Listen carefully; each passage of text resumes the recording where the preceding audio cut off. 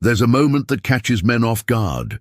You stop chasing, you stop explaining, you stop trying to stabilize something that never felt solid. And instead of her moving closer, she pulls away. Not dramatically, not angrily, quietly. And that's the moment your mind starts searching for answers, because it doesn't match what you were taught. You were told that pulling back creates attraction. That distance makes people realize what they're about to lose. That stepping away should make her step forward. But instead, the connection weakens. The warmth fades. The effort disappears. And what hurts isn't even the distance. What hurts is the realization that things only felt close when you were the one doing the closing. So the question becomes unavoidable. Why did it only feel real when I was carrying it?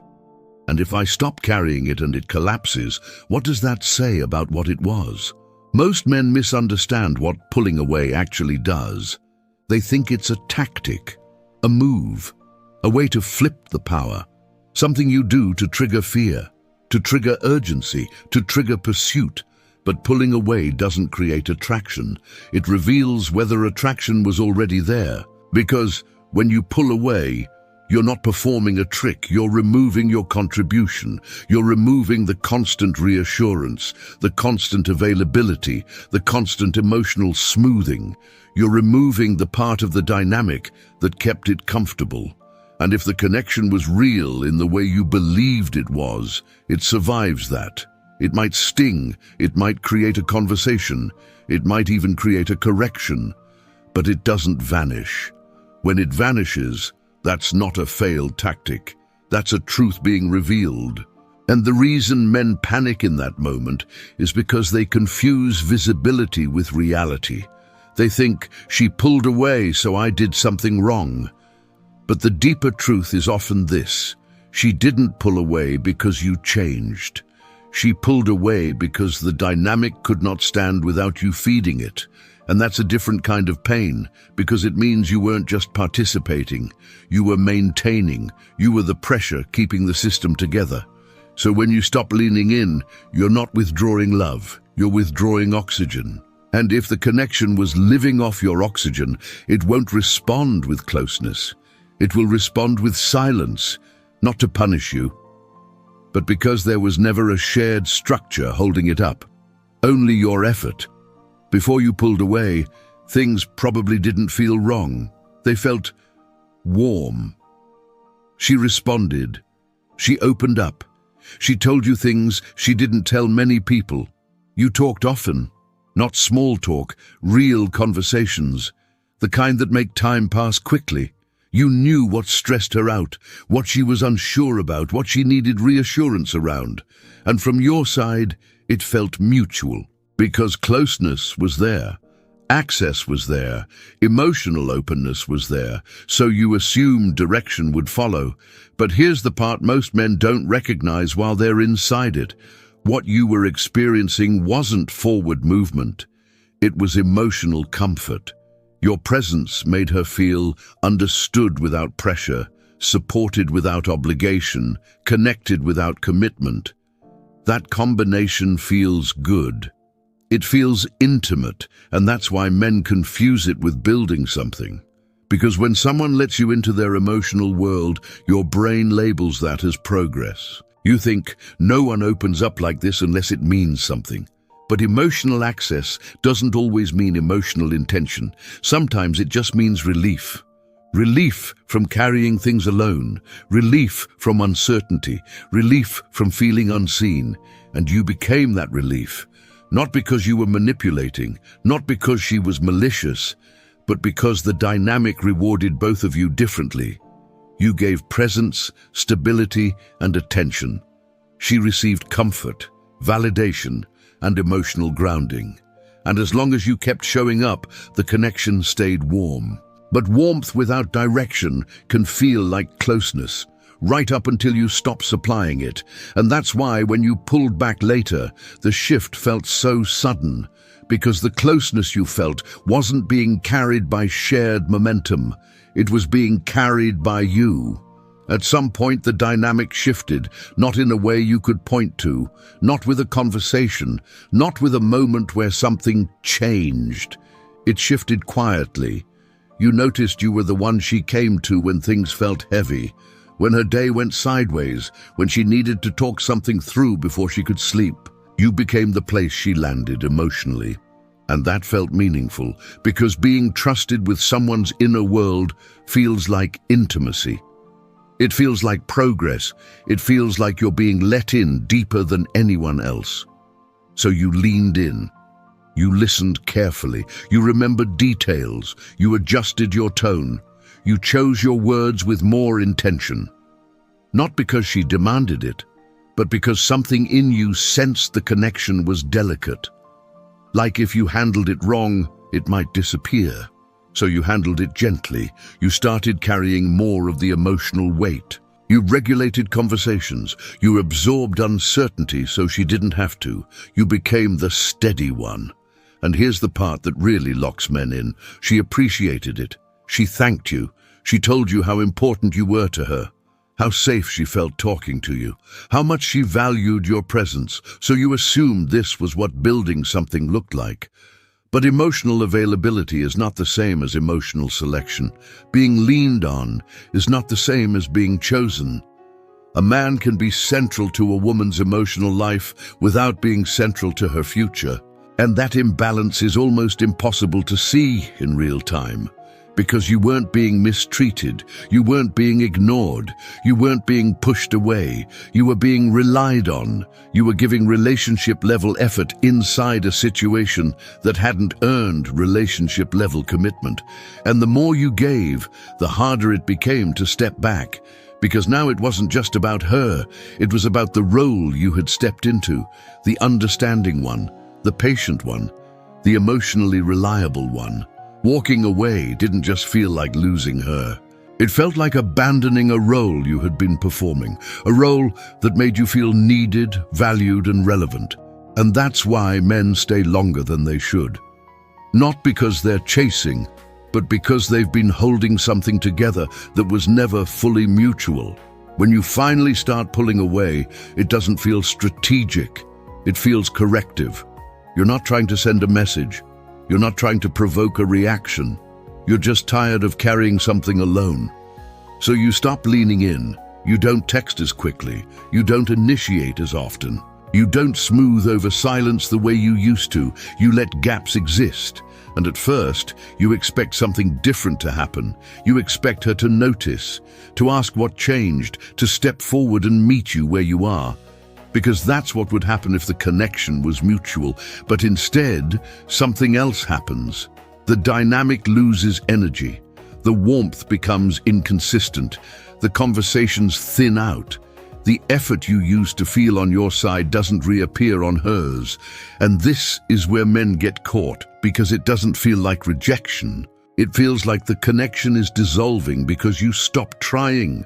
So your mind jumps to the wrong conclusion. You think, maybe I pulled away too much. Maybe I should have explained. Maybe this is my fault. But what's actually happening is simpler and harder to accept. By pulling back, you remove the emotional labor that was keeping the connection afloat. You stopped regulating the uncertainty. You stopped providing the reassurance. You stopped carrying the momentum. And without that input, the dynamic has to rely on her intention alone. That's the test you didn't realize you were running. Not intentionally, not manipulatively, structurally. If she was choosing you, she would step forward. Not with panic, not with drama, with alignment. But if she was leaning on you, if the closeness depended on your effort, the connection doesn't adjust. It fades, not because she's punishing you, not because she's cold, but because the relationship was being powered by something you were supplying. And once you stop supplying it, there's nothing left to sustain. That's why pulling away feels so revealing. Because it doesn't just change how things feel now, it exposes what they were built on the entire time. This is the part men struggle with the most, because everything in you expects a response. You expect urgency, you expect curiosity, you expect her to feel the distance and move toward it, because that's how it works when two people are choosing each other. When one steps back, the other notices. When effort drops, the gap gets addressed. When something feels off, it gets named. So when none of that happens, it hits deeper than silence, because silence feels like indifference, and your mind immediately turns inward. You start asking yourself the wrong questions. Was I not important enough? Was I too easy to replace? Did I imagine how close we were? But here's the truth that hurts and frees at the same time. Urgency only shows up when someone is about to lose something they intended to keep. If she was choosing you, your distance would feel like a threat, not a game, not manipulation, a loss. But if she was comfortable without choosing you, your absence doesn't register as danger. It registers as relief. Relief from expectation, relief from pressure, relief from the unspoken question of, where is this going? So she doesn't chase. She adjusts. She fills the space elsewhere. She redirects her attention. She lets the connection soften instead of tightening it. Not because she never cared, but because the connection wasn't anchored to intention, it was anchored to availability. And availability disappearing doesn't create urgency, it creates disengagement. This is why the silence feels so personal, because it doesn't feel like a decision was made against you. It feels like no decision was needed at all. And that's devastating in a way rejection isn't. Rejection hurts, but it confirms you mattered enough to be considered. This silence suggests something colder, that you were welcome, but optional, close, but not essential. And when you realize that, the pain isn't about losing her, it's about realizing the connection only lived as long as you kept feeding it. This is why this experience cuts deeper than a normal breakup. Because rejection has a shape. Someone chooses no. Someone draws a line. Someone makes a decision you can react to. It hurts, but it's clean. What you're experiencing here isn't rejection. It's non-selection, and non-selection messes with the mind, because nothing was clearly denied, nothing was officially ended, nothing definitive was said. So your brain keeps searching. Was it real? Did I misread it? Was I closer than I thought, or farther? And that uncertainty turns inward. You stop questioning the situation and start questioning yourself. You start wondering if you misjudged your own value. If the confidence you felt was borrowed from her attention, if the role you thought you played was smaller than you imagined. And that's where the pain shifts. Because heartbreak hurts when you lose someone, but this hurts because you lose certainty about who you were inside the connection. You stop trusting your judgment, you replay conversations, you re-examine moments that never felt suspicious at the time, not because they mattered then, but because they matter now. This is why replacement or silence after you pull away feels humiliating. Not because she moved on, but because it feels like she did it without cost, as if what you shared didn't leave a mark, as if your presence didn't register the way you believed it did. And that hits something deeper than emotion. It hits identity, because if you mattered the way you thought you did, how was it so easy for the dynamic to dissolve once you stepped back? That question doesn't come with anger, it comes with shame, a quiet, corrosive shame that tells you, maybe I wasn't as important as I thought. But here's the truth most men don't hear at this stage. This wasn't a verdict on your worth, it was a revelation about your position. You weren't rejected, you were never fully selected. And once you understand that distinction, something begins to shift. Because rejection speaks to compatibility. Non-selection speaks to alignment, and alignment is about timing, intention, and choice, not your value as a man. Here's the realization that most men don't arrive at until much later. She didn't pull away because you pulled away. She pulled away because the connection was being held together by your effort. When you stopped leaning in, you didn't change the relationship. You exposed it. Up until that point, the dynamic worked because you were smoothing the uncertainty. You were filling in gaps with patience. You were interpreting silence generously. You were translating mixed signals into meaning. So as long as you stayed engaged, things felt alive. But the moment you stepped back, the illusion of momentum disappeared. Not because you broke something, but because there was nothing moving on its own. This is the part that reframes everything. If someone only feels close while you're giving, closeness isn't mutual. If warmth only returns when you're about to leave, that isn't attraction, it's regulation. If pulling away causes the connection to collapse, it was never growing forward to begin with. And once you see that, the pain starts changing shape. You stop asking, "Why wasn't I enough?" and start asking, "Why was I holding something that wasn't being chosen?"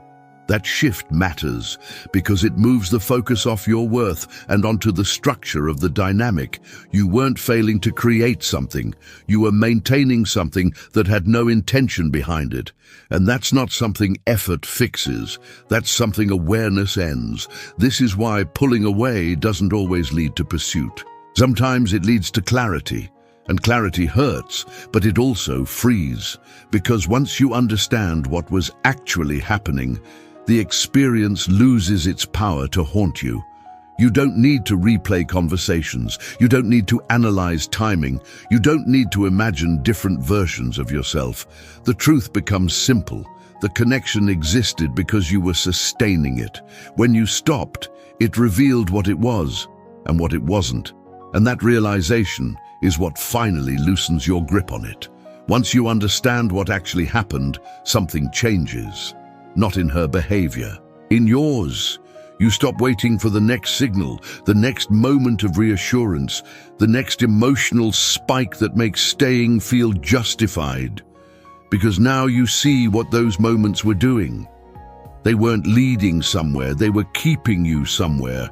And that understanding removes their power. You don't feel angry, you don't feel rejected, you feel clear. Clear enough to notice when effort isn't being matched, when warmth isn't followed by alignment, when access isn't accompanied by choice. And instead of explaining, instead of waiting, instead of managing the dynamic, you pause. You stop offering relationship-level presence to situations that haven't earned it. Not as a tactic, not to provoke a reaction, not to regain control. As a standard. You stop filling in gaps with patience. You stop justifying ambiguity with hope. You stop translating silence into meaning, because clarity doesn't need to be chased. It either exists or it doesn't. And the moment you stop negotiating your place, the entire dynamic reveals itself. Some people step forward, others fade, not because you changed who you are, but because you stopped compensating for what was missing. This is the part most men never realize. You don't exit these situations by demanding more. You exit them by requiring less ambiguity, by noticing when your presence isn't changing anything, by recognizing when you're being kept emotionally close, but structurally distant. Because being chosen doesn't feel confusing, it feels clear. And once clarity becomes the standard, you don't need to protect yourself from being in this position again. You simply won't stay long enough to become it. The goal was never to prove anything, not to convince her, not to extract clarity, not to turn patience into commitment. The goal was always alignment, and once you understand that, the ending stops feeling like a loss, because you weren't walking away from something that was working. You were walking away from a position that was costing you. Being in that position doesn't mean you were unwanted. It means you were available without being chosen. And once you see that clearly, the confusion fades. You stop replaying conversations. You stop wondering if you should have done more. You stop questioning whether you waited long enough, because the question changes. It's no longer, what could I have done differently? It becomes, why was I negotiating a place that should have been obvious? And that question has a clean answer.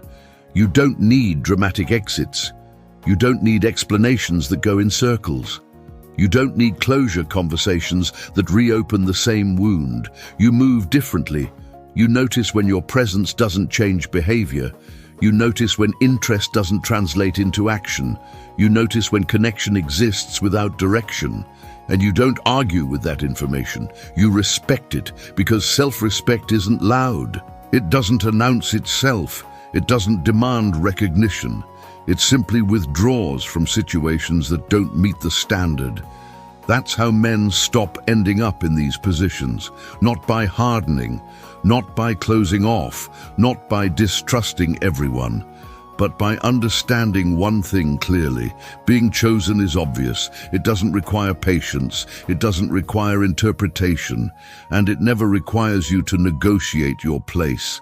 If this video put language to something you've lived but never fully named, subscribe.